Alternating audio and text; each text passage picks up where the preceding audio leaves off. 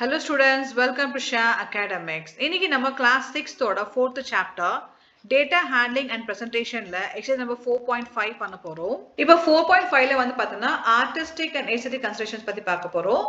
ஒரு டேட்டா வந்து நம்ம எப்படி ப்ரெசென்ட் பண்ணலாம், either bar graph மூலமா பண்ணலாமா இல்ல பிக்டோகிராஃப் மூலமா பண்ணலாமான்னு சொல்லி நமக்கு சில பாயிண்ட்ஸ் கொடுத்திருக்காங்க. அதுல ஃபர்ஸ்ட் பாயிண்ட் பார்த்தீங்கன்னா ஸ்கேலிங். இப்போ நமக்கு எந்த கிராஃபா எடுத்தாலுமே ஃபர்ஸ்ட் திங் வந்து ஸ்கேலிங் ரொம்ப இம்பார்ட்டன்ட். ஸோ நமக்கு கரெக்டான ஸ்கேலிங் கொடுக்கணும். அண்ட் ஸ்கேலிங் பார்த்தீங்கன்னா நமக்கு ஈஸியாக டிவைட் பண்ண நம்பரா இருக்கணும். அந்த மாதிரி பேஸ் பண்ணி ஸ்கேலிங் கொடுக்கணும். அண்ட் செகண்ட் வந்து பார்த்தீங்கன்னா நமக்கு எந்த கான்செப்ட் எடுக்கிறோம், டேட்டா வந்து எதை எடுக்கிறோமோ அதுக்கேற்ற மாதிரி we have to choose a graph. இங்கே ஒரு எக்ஸாம்பிள் கொடுத்துருக்காங்க. அதோட டிஃப்ரெண்ட் மவுண்டன்ஸ் இந்த வேர்ல்ட், அதோட ஹைட் கொடுத்துருக்காங்க. இந்த டேட்டா வந்து பாத்தீங்கன்னா இதோட கான்செப்ட் வந்து பாத்தீங்கன்னா they are comparing the heights of different mountains. ஸோ வேர்ல்ட்ல இருக்க மவுண்டன்ஸ் எல்லாமே கொடுத்துருக்காங்க. ஸோ டாலஸ்ட் அண்ட் ஸ்மாலஸ்ட் கொடுத்துருக்காங்க. இப்போ அந்த டேட்டாவில் பாத்தீங்கன்னா இங்க ஒரு பார் கிராஃப்ல கொடுத்துருக்காங்க. ஸோ இது வந்து பாத்தீங்கன்னா horizontal bars. Straight வந்தா we call it as vertical bars. அதே வந்து இந்த மாதிரி இருந்தா we call it as horizontal bars. So இங்க வந்து mountain name கொடுத்திருக்காங்க. இங்க வந்து scaling எடுத்திருக்காங்க. 1000 meter equal to 1 unit or 1 unit equal to 1000 meter. And அதே வந்து mountain height வந்து பாத்தீங்கன்னா இங்க வந்து vertical barsல கொடுத்திருக்காங்க. இங்க scaling இருக்கு, இங்க names கொடுத்திருக்காங்க. இப்போ இந்த கிராஃபோட மெயின் கான்செப்ட் பாத்தீங்கன்னா we are comparing the heights. So இது tallest, இது smallest. So இது பாத்தீங்கன்னா இது tallest இருக்கு, இது smallest இருக்கு. And அதுக்கப்புறம் பாத்தீங்கன்னா கொஞ்சம் கொஞ்சம் ஹைட்ஸ் குறைஞ்சிட்டே இருக்கு. இந்த பார் கிராஃப்க்கும் அண்ட் இதுக்கும் பாத்தீங்கன்னா நிறைய டிஃபரன்சஸ் இருக்கு. இப்போ நமக்கு அந்த ஹாரிசான்டல் பார்ஸோட இந்த வெர்டிகல் பார்ஸ் பார்க்கும்போது இன்னும் கொஞ்சம் டேட்டா வந்து ரொம்ப கனெக்டடா தெரியுது அண்ட் பார்க்கறதுக்கும் ஈஸியா இருக்கு அண்டர்ஸ்டாண்ட் பண்ணிக்கிறதுக்கு. இப்போ ஃபர்ஸ்ட் பாயிண்ட் நம்ம ஸ்கேலிங் பார்த்தோம். அண்ட் செகண்ட் பாத்தீங்கன்னா நம்ம கிராஃப் வந்து we have to choose based on the data. அது செகண்ட் பாயிண்ட். அதான் இங்க சொல்ல வராங்க. இப்போ 4.5ல first question, if you wanted to visually represent the data of the heights of the tallest person in each class in your school, would you use this graph with vertical bars or horizontal bars? Why? இப்போ நம்ம school class ரூம்ல வந்து நிறைய பசங்க இருக்காங்க. அவங்களோட height வந்து compare பண்றதுக்கு எந்த மாதிரி பார்ஸ் நம்ம யூஸ் பண்ணுவோம்னு கேட்டிருக்காங்க. அண்ட் என்ன ரீசன் கேட்டிருக்காங்க. இப்போ நமக்கு ஹைட்லாம் கம்பேர் பண்றதுக்கு we always use the vertical bar graph. So அது நம்ம இங்க போட்டுட்டோம். அண்ட் ஒய்க்கான ஆன்சர் வந்து பாத்தீங்கன்னா it gives better presentation in terms of comparing heights of these students. So this is the answer for the first sum. Second question, if you were making a table of longest rivers on each continent and their length, would you prefer to use a bar graph with vertical bars or with horizontal bars? Why?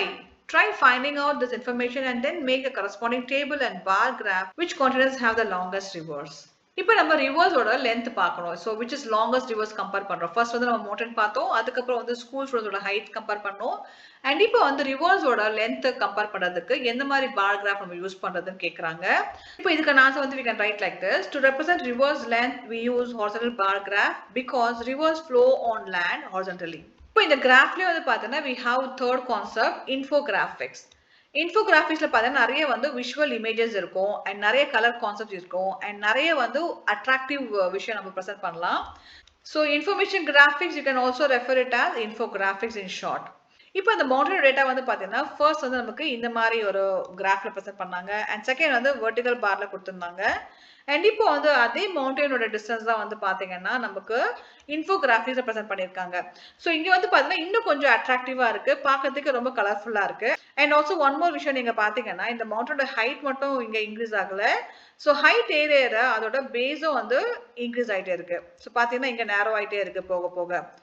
இப்போ இந்த இன்ஃபோகிராஃபி வந்து நம்ம எங்க use பண்ண பாத்தீங்கன்னா education ஃபீல்ட்ல use பண்ணலாம், advertisement use பண்ணலாம் அண்ட் நிறைய ப்ரோஷர்ஸ் நம்ம பார்த்துருக்கலாம். அண்ட் பிரசன்டேஷனுக்கு வந்து we use இன்ஃபோகிராஃபிக். ரொம்ப கலர்ஃபுல் அண்ட் அட்ராக்டிவா இருக்கும்.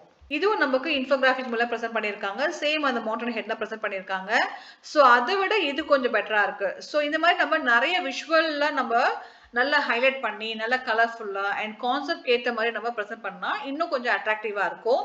அண்ட் ஃபைனலி பாத்தீங்கன்னா நமக்கு வந்து இந்த கிராஃப் ப்ரெசன்டேஷன் வந்து இது ரொம்ப ரொம்ப முக்கியமான விஷயம். அண்ட் நம்ம என்ன கன்வே பண்றோமோ அதுக்கான கான்செப்ட், அதுக்கான இமேஜஸ், அதுக்கான டீடைல்ஸ் எல்லாம் கரெக்டா கொடுத்தீங்கன்னா ரொம்ப அட்ராக்டிவா இருக்கும் பார்க்கிறதுக்கு. ஸோ எனிவே நம்ம கொடுக்குற இந்த இன்ஃபர்மேஷன் வந்து தப்பா எதுவுமே சூஸ் பண்ணி எலிமெண்ட்லாம் சூஸ் பண்ணியோ இல்லை இன்ஃபோகிராஃபிக்ஸ் யூஸ் பண்ணி இமேஜஸ் தப்பா கொடுத்தோம்னா அது வந்து அட்ராக்டிவா இருக்காது. ஸோ ஆடியன்ஸ்க்கு வந்து அது ரீச் ஆகாது. இந்த 4.5ல வந்து நமக்கு என்ன கன்க்ளூட் பண்றாங்கன்னா நம்ம எடுத்துக்க டேட்டா பேஸ் பொறுத்து we had to conclude whether to present in bar graph, pictograph or infograph. So எதில் அவர் ப்ரெசென்ட் நல்லா இருக்குமோ அதுக்கு ஏற்ற மாதிரி பண்ணணும்.